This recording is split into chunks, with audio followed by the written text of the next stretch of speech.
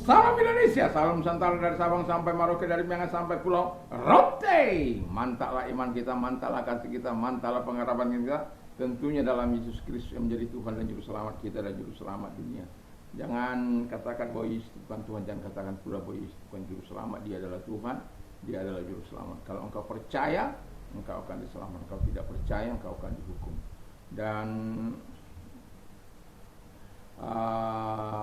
firman Allah katakan dalam Yohanes 3 ayat 36, dan Yohanes 14 ayat yang ke-6 berkata, Akulah jalan dan kebenaran dan hidup, tiada seorang sampai kepada Allah kalau tidak melalui aku. Yesus berkata demikian. Dan dalam Kisah Rasul 4 ayat 12, Rasul Petrus mengatakan, dan keselamatan tidak ada di dalam siapapun juga selain dalam Dia. Karena di bawah kolong langit ini tidak ada nama lain yang diberikan kepada manusia yang olehnya kita diselamatkan. Itu Kisah Rasul 4 ayat 12. Dan Yohanes 3 ayat 16 berkata, karena begitu besar kasih Allah akan dunia ini sehingga Ia mengaruniakan anaknya yang tunggal, supaya setiap orang yang percaya tidak binasa, melainkan beroleh hidup yang kekal. Mau hidup yang kekal hanya ada dalam Yesus. Mantap! Dan dengan hati percaya, engkau dibenarkan, dengan mulut mengaku, engkau diselamatkan. Yohanes 3, Roma 10 ayat yang ke-9 dan 10. Dan kiranya di pagi ini kekuatan Tuhan, kekuatan Roh Kudus, kekuatan firman, kekuatan doa, kekuatan iman menyertai setiap kita. Mantap! Dan saya mengucapkan selamat pagi bagi kitanya, bagi kita semuanya. Semoga Tuhan terus memberkati kita. Sebelum kita mendengarkan firman Allah, mari kita berdoa. Terima kasih Bapa di surga, di dalam nama Tuhan Yesus Kristus, kiranya Allah yang besar itu, Allah yang dahsyat itu, Allah yang perkasa itu senantiasa menyertai hidup kami, sehingga kami semuanya berpusat pada Tuhan dan berpondasi yang kuat di dalam Engkau. Dalam nama Yesus, haleluya, amin. Saya akan membacakan Matius 7 ayat 24 sampai dengan 27. Setiap orang yang mendengarkan perkataanku ini dan melakukannya, ia sama dengan orang yang bijaksana yang mendirikan rumahnya di atas batu. Kemudian turunlah hujan dan datanglah banjir, lalu angin melanda rumah itu, tapi rumah itu tidak rubuh sebab didirikan di atas batu. Tetapi setiap orang yang mendengar perkataanku ini dan tidak melakukannya, ia sama dengan orang yang bodoh dan mendirikan rumahnya di atas pasir. Kemudian turunlah hujan dan datanglah banjir, lalu angin melanda rumah itu sehingga rubuhlah rumah itu dan hebatlah kerusakannya. 2018 pernah terjadi di Pulau Lombok ini gempa yang begitu kuat dan banyak merubuhkan rumah. Tetapi yang saya sangat tertarik itu melihat, dan adalah dari sini tidak jauh, kira-kira 4 kilometer lah di Mataram sana. Ada sebuah ruko, saya tidak tahu tepat pada waktu itu, lupa, atau itu Alfamart kalau tidak Indomaret. Itu 3 lantai, beberapa ruko. Itu sama sekali blas roboh, seperti tidak ada bangunan yang dari atas sampai ke bawah hancur. Itu akibat tidak kuatnya pondasi menahan getaran dari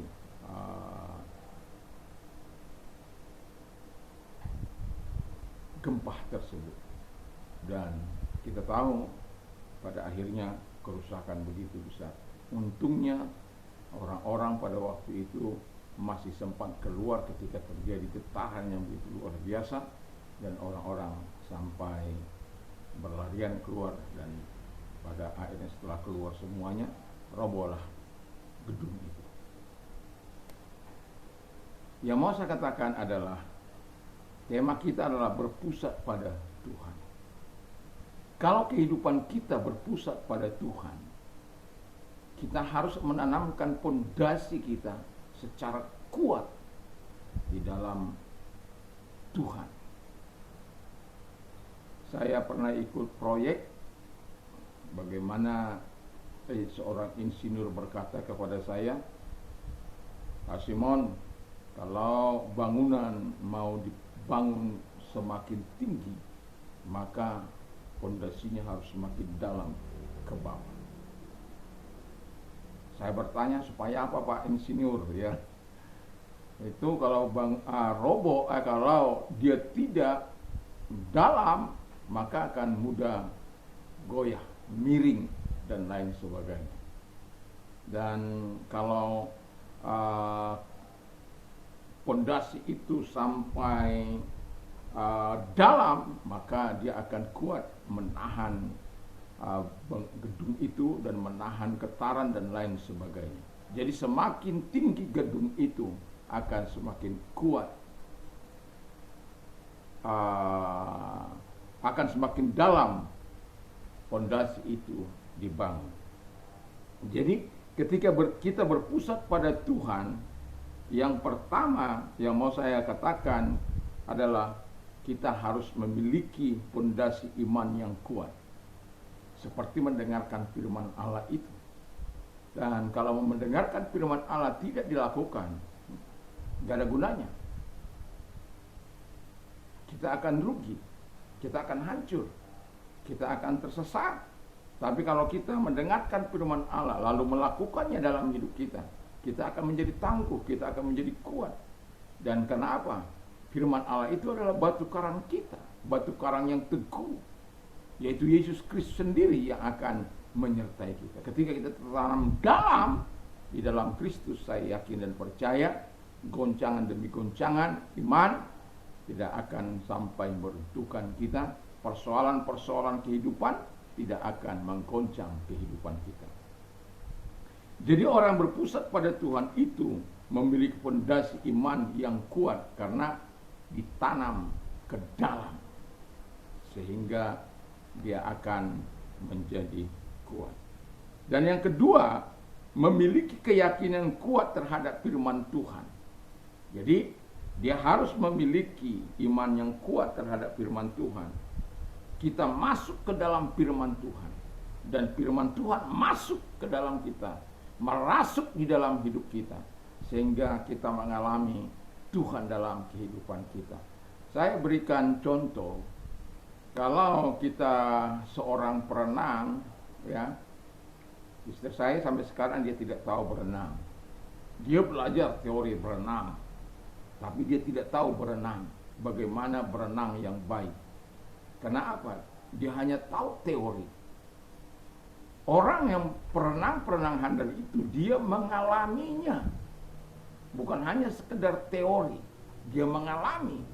Hingga 20 tahun kemudian pun kalau dia tidak berenang selama 20 tahun, dia akan bisa. Karena apa? Dia telah mengalami bagaimana berenang yang baik. Jadi dia tahu persis dan dia tidak akan tenggelam. Demikian juga dalam hidup kita, ketika kita mengalami Kristus dalam hidup kita, kita dalam Kristus, dia dalam kita dalam Kristus. Sehingga kita betul-betul hidup memiliki keyakinan yang kuat terhadap firman Tuhan, sehingga apa yang dikatakan oleh firman Allah kita lakukan.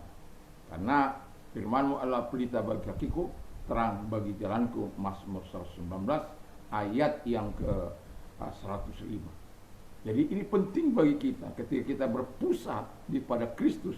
Yang pertama tadi memiliki pondasi iman yang kuat tertanam ke dalam, dan yang kedua memiliki keyakinan yang kuat terhadap firman Allah. Kita masuk ke dalam firman Allah, dan firman Allah merasuk ke dalam kehidupan kita. Kita mengalami Kristus, sehingga ketika kita mengalami Kristus dalam hidup kita, saya yakin dan percaya pengalaman di mana kita menikmati kasih karunia Tuhan itu akan membekas kuat dalam setiap kehidupan kita. Dan anytime kita mengalami persoalan dalam hidup ini, kita tahu solusinya. Karena apa? Yesus adalah solusi, firman Allah adalah solusi dalam semua persoalan kehidupan kita. Dan yang ketiga kata firman Allah, memiliki keyakinan kuat terhadap Tuhan. Ini yang tidak kalah pentingnya. Pemasmur mengatakan, "You are my portion, O Lord." Engkau adalah bagianku Tuhan. Jadi dalam Mazmur 119 ayat yang ke-57, I have promised to obey your word. Ya, itu tadi bagian dari yang kedua daripada apa yang saya ceritakan tadi. Jadi memiliki keyakinan yang kuat terhadap Tuhan. Dan ketika kita memiliki keyakinan yang kuat terhadap Tuhan, karena kita berpusat kepada Tuhan, dan ini harus ada, dan kita harus lihat apakah kita betul-betul memiliki keyakinan yang kuat terhadap firman Allah. Apakah kita lebih khawatir akan hidup ini ketika kita tidak memiliki Tuhan, ataukah kita tetap bisa memiliki ketenangan karena kita memiliki firman Tuhan. Artinya begini, orang banyak khawatir, memang betul ada masalah, tapi apakah kekhawatiran itu menguasai kita? Kesusahan sehari cukuplah untuk sehari, jangan kita pakai untuk besok.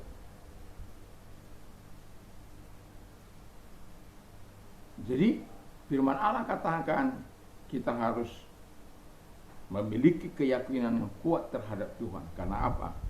Berpusat pada Tuhan itu berarti memiliki fondasi iman yang kuat, yang tertanam kuat di dalam Tuhan, memiliki keyakinan yang kuat terhadap firman Tuhan.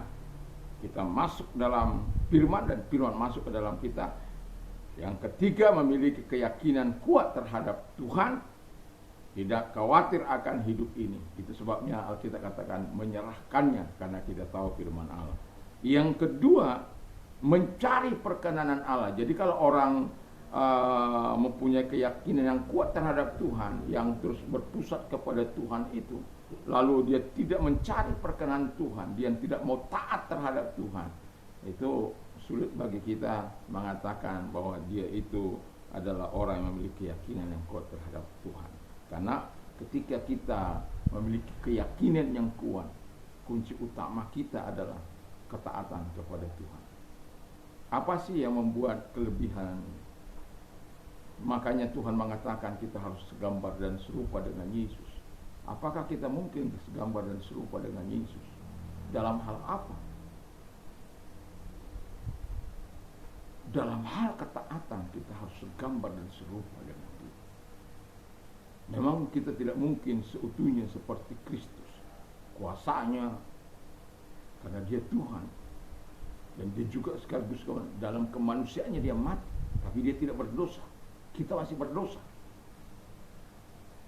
Tapi dalam ketaatan Dia taat sampai mati. Itulah yang harus kita ambil dalam kehidupan ini. Lalu hidup dalam kekudusan Tuhan. Jadi orang yang memiliki keyakinan kuat terhadap Tuhan, dia harus memiliki hidup dalam kekudusan Tuhan, karena Tuhan itu kudus. Tuhan Yesus memberkati kita, kiranya berpusat pada Tuhan, bukan hanya sekedar lip service, tapi betul-betul kita bergantung sepenuhnya kepada Tuhan. Hanya Tuhan yang ada dalam hidup kita, di pikiran kita, di hidup kita, di dalam menghadapi masalah-masalah kehidupan ini. Kita akan terus bergantung sepenuhnya pada Tuhan, karena kita mengerti firman Allah dan kita memiliki Tuhan yang hidup. Semoga Allah yang hidup itu akan senantiasa menyertai kita, sehingga kita adalah orang-orang berpusat pada Tuhan yang tidak keluar daripada jalur kehendaknya, tapi terus tinggal dalam kasih karunia. Mari kita berdoa. Terima kasih Tuhan, kami mau terus hidup berpusat pada Tuhan di dalam nama Yesus. Dan kalau Anda yang sakit, dalam nama Tuhan Yesus, segala sakit penyakit yang mereka miliki, kalau Anda mau didoakan, angkat kedua belah tanganmu, kita berdoa. Dan Tuhan lihat tangan-tangan yang kepadamu, datanglah kepada mereka. Dan Engkau hadir kepada mereka untuk menyembuhkan mereka di dalam nama Yesus. Segala sakit penyakit yang mereka miliki, aku perintahkan dalam nama Yesus, keluar. Dan oleh biru daripada Tuhan Yesus, engkau sembuh oleh kuasanya, oleh jamahannya, engkau sembuh. Terima kasih Tuhan. Dan bagi mereka yang mengalami kesulitan kehidupan, angkat kedua belah tanganmu. Mari kita berdoa. Lihatlah tangan-tangan yang diangkat kepadamu. Tuhan, engkau adalah jawaban dalam setiap permasalahan dan kesulitan kami. Karena firman berkata bahwa ketika kami berseru, engkau yang menjawab, engkau yang berikan kelegaan. Dan kami percaya orang-orang yang datang kepadamu engkau tidak akan permalukan, tapi engkau akan tolong, engkau pelihara, engkau lindungi, engkau jaga. Terima kasih Bapa, di dalam nama Yesus. Sehingga setiap kami memuliakan Kau. Kami berdoa dan berterima kasih. Dalam nama Yesus, haleluya. Amin. Selamat malam, selamat pagi, dan doa dan harapan saya, kekuatan Tuhan menyertai kita, dan jangan lupa apapun aktivitas kita di pagi ini, biarlah kita bersama dengan Tuhan. Puji nama Tuhan. Damai sejahtera Allah yang melampaui segala akal akan memelihara hati dan pikiran kita mulai saat ini sampai selama-lamanya. Mantap, mantap, mantap.